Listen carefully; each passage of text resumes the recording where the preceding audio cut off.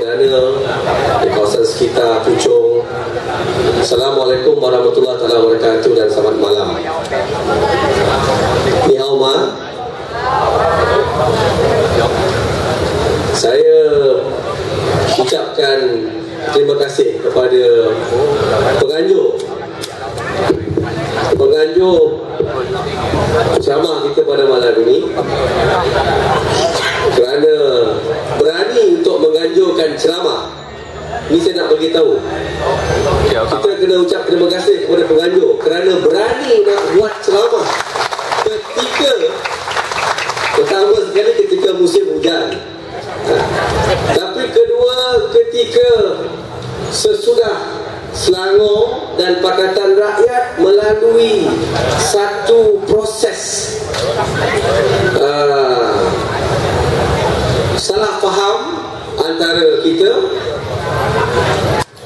krisis Menteri Besar Selangor, dan hari ini penganjur dari pejabat ahli parlimen dan juga sahabat kita Saudara Michael Ali Madis dan kawan-kawan daripada Keadilan dan Pakatan Rakyat Puchong berani untuk mengajukan ceramah, untuk berjumpa dengan rakyat, untuk beritahu dengan orang Puchong, berhadapan dengan rakyat, beritahu cerita yang sebenarnya. Ini kita ucapkan terima kasih dan syabas. Kawan-kawan hadirin dan hadirat sekalian, kita ucapkan banyak-banyak terima kasih. Saya pun ingat, adakah orang mau datang ceramah? Tadi pengurusi majlis kata pilihan raya pun lambat lagi. Tak lambat lagi. Mereka boleh panggil pilihan raya sesudah 3 tahun selepas Dewan Negara pertama kali ataupun setelah Dewan Rakyat pertama kali bersidang. Sesudah 3 tahun. Belum. Bukan kata 5 tahun baru ada pilihan raya. Kita Malaysia lain sikit. Ini bukan macam Indonesia. Every 5 years. Hari ini habis pilihan raya, lagi 5 tahun lagi sudah tahu tarikh pilihan raya, lagi 5 tahun lagi. Kita Malaysia lepas 3 tahun, anytime suka hati ni Perdana Menteri mau panggil pilihan raya bila. This is what we have in Malaysia. Tapi apapun, kawan-kawan, ibu ayah, hadirin hadirat sekalian, kita juga ada adun kita, adun Seri Sedang kita pada malam ini juga hadir bersama-sama dengan kita. Kita nak beritahu, tuan-tuan, terima kasih kerana datang pada malam ini. Dan ramai saya tahu yang di luar sana pun nak dengar. Kita juga Pakatan Rakyat di negeri Selangor khususnya, kita nak rakyat sokong Pakatan Rakyat. Ini nilai yang Pakatan Rakyat nak bawa. Kita nak rakyat sokong Pakatan Rakyat, bukan semata-mata kerana Anwar Ibrahim, bukan semata-mata kerana Lim Guan Eng atau Gobind Singh dan sebagainya, tapi kerana nilai perjuangan, contoh pentadbiran yang Pakatan Rakyat tunjukkan. Itu yang kita minta rakyat sokong kita, bukan kerana individu. Kalau ibu ayah, tuan-tuan setuju dengan dasar CAT di Pulau Pinang, apa itu CAT? Accountability, Transparency and apa? Sudah lupa. Yang dibuat oleh Ketua Menteri Lim Guan Eng dan Barisan Kepimpinan Pakatan Rakyat. Credibility. Jadi tuan-tuan nilaikan, dan kemudian bila tiba pilihan raya, tuan-tuan pilih untuk berikan sokongan kepada mereka yang telah buktikan kita boleh tadbir negeri ini dengan lebih baik. Kita boleh beri kesesamaan kepada semua kaum. Kita boleh pastikan keadilan bagi orang Melayu, orang Cina, orang India, orang asli. Maka tuan-tuan boleh pilih Pakatan Rakyat, atau tuan-tuan nak pilih kembali parti yang lama, kapal layar Dacik. Hari ini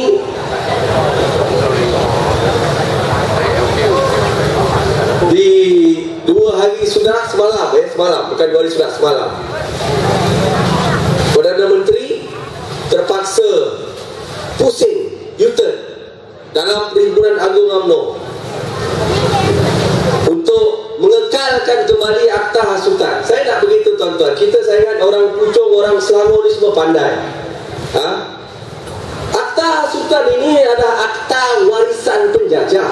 Saya nak beritahu orang muda yang ada pada ini. Ingat, Akta Hasutan inilah akta yang dicipta oleh penjajah British untuk mengekang ataupun untuk menyekat mereka-mereka yang berjuang untuk menuntut kemerdekaan negara kita 50-60 tahun dahulu. Ini akta yang diwarisi oleh penjajah. Cakap lebih sikit, dia tangkap, dia charge. Dulu kita ada satu lagi ISA. Ini kita cakap pasal Akta Hasutan. Tak boleh cakap lebih sikit, tak boleh sentuh ini sikit, sensitif.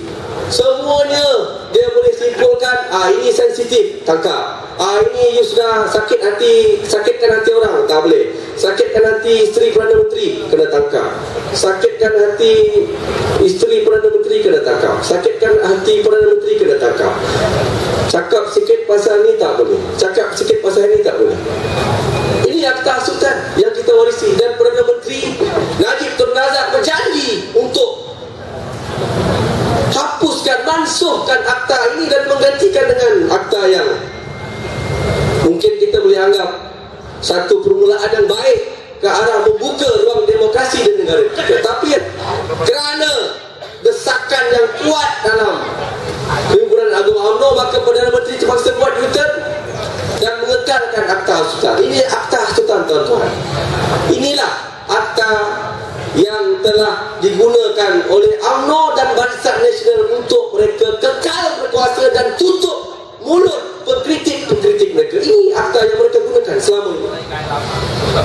Ribuan orang pernah ditangkap di bawah ISA. Ratusan ribuan mungkin orang yang pernah di-charge ataupun dikenakan, didakwa di atas Akta Hasutan. Ini yang mereka gunakan. Sebab itu bekas mantan Perdana Menteri sebelum Najib, sama Pak La tulis dalam blog dia semalam. Dia kata, walau bagaimanapun saya sokong dikekalkan Akta Hasutan, dia kata. Tetapi dia kata, saya nak ingatkan UMNO, ini Pak La cakap, bukan saya cakap. Saya nak ingatkan UMNO bahawa UMNO hanya boleh kekal hanya dengan sokongan rakyat, bukan dengan akta-akta lain. Ini bukan saya cakap, bukan Anwar Ibrahim cakap, ini Pak La cakap dalam tulisan beliau di dalam blog beliau. Ya? Jadi saya ingat, mungkin di kalangan kita, mungkin ada juga di kalangan tuan-tuan juga yang hadir atau yang dengar, juga ada sedikit kita ada letak sedikit, mungkin nak tengoklah juga Najib ni macam mana. Adakah dia berani atau tidak buat apa yang dicakap. Dia pergi luar negara, dia kata Malaysia negara yang demokrasi, kita menghormati hak untuk bercakap, hak untuk bersuara. Kita ingin memastikan keadilan untuk semua kaum. Ini Najib cakap di luar negara, tapi akhirnya nampaknya Najib tak berani, tuan-tuan. Tak berani dan dia buat U-turn tentang Akta Hasutan. Baiklah, saya ingat ini cerita akta ni, walaupun sebenarnya tuan-tuan ingat dia mungkin tak dekat dengan kita, tapi dia kesannya sangat besar kepada rakyat sebenarnya. Inilah akta undang-undang alat yang boleh digunakan, yang digunakan oleh UMNO dan Barisan Nasional untuk menyekat, menutup mulut, mengikat kaki, mengikat tangan pembangkang ataupun pakatan lain. Kali ini saya ingat kita cukuplah.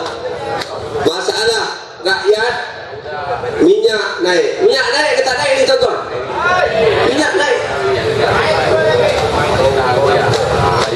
Itu sebab tuan-tuan datang ceramah. Kalau tuan-tuan tak datang ceramah, tak baca roket ataupun suara keadilan atau harakah, saya ingat kalau kita percaya apa TV cakap, kita boleh minyak naik. Menteri kata kita terpaksa naikkan minyak kerana kerajaan telah menanggung subsidi yang cukup besar dan sebagainya.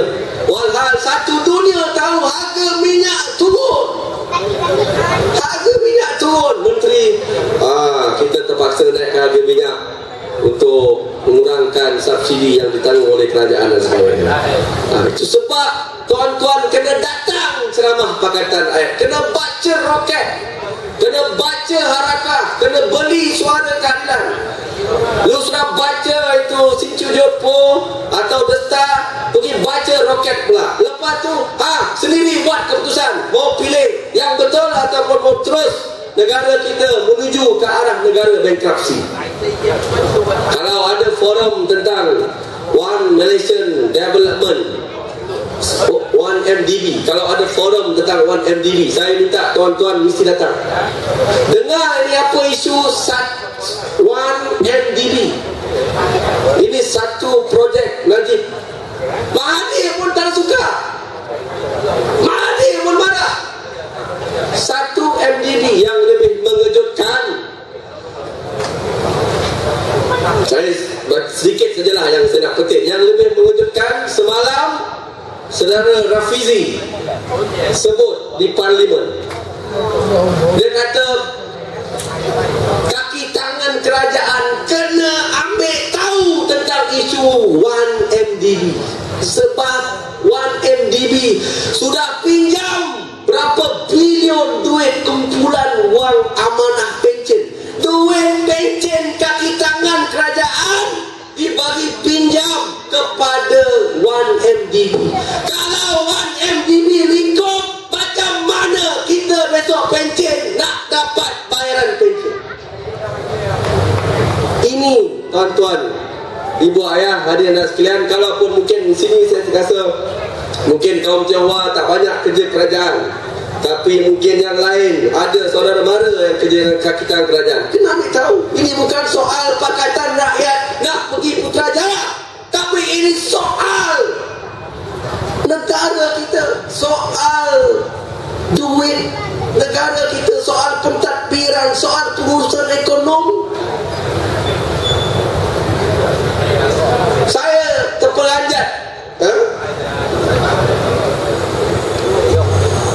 saya ingatkan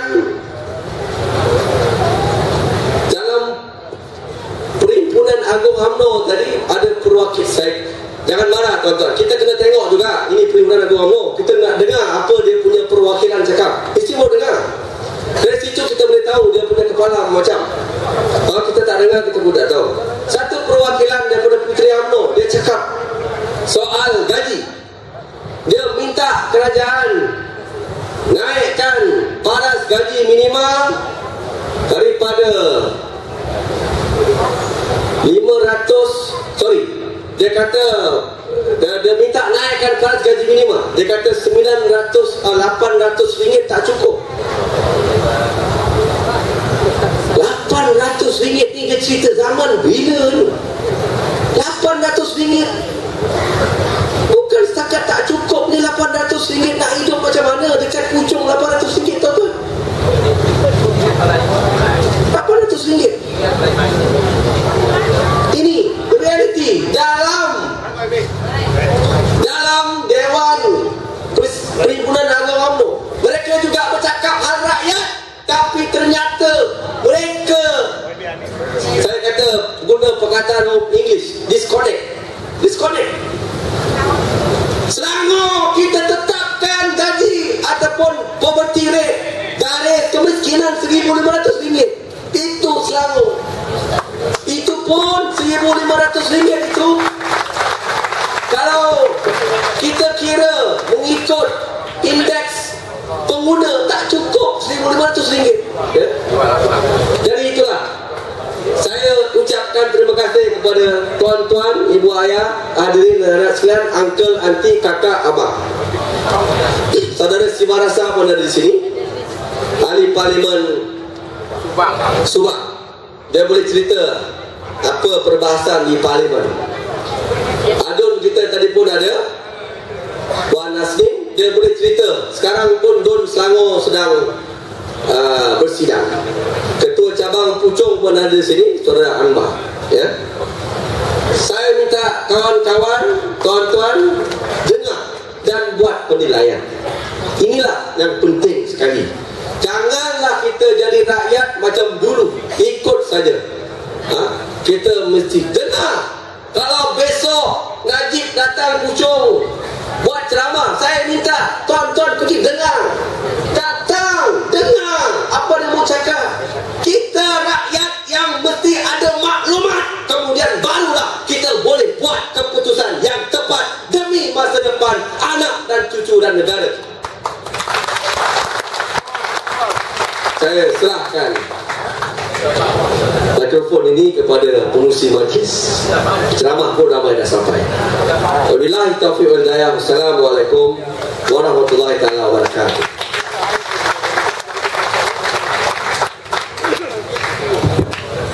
Terima kasih.